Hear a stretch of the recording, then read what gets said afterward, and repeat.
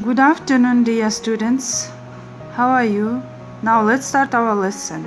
Our theme for today, culture shock.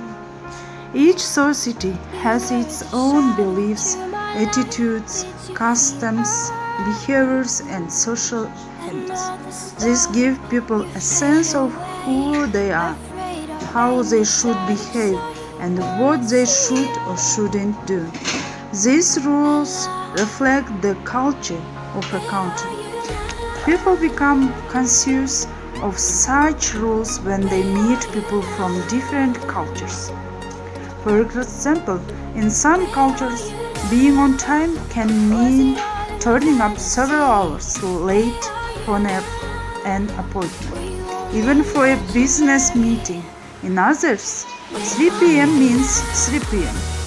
Also, the rules about when to eat vary from culture to culture. Many North Americans and Europeans are used to have 3 meal times a day and organize their timetable around them.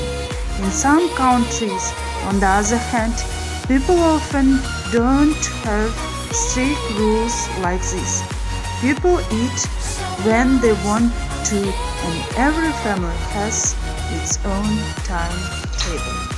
When people visit or live in a country for the first time, they are often surprised at the difference that exists between their own cultures and the culture in the other country.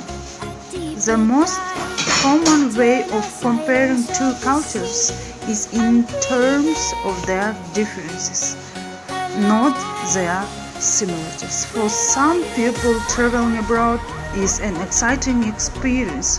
For others, so cultural differences make them feel uncomfortable, frightened, or even unsure.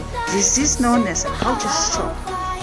Here are several things to do in order to avoid culture shock.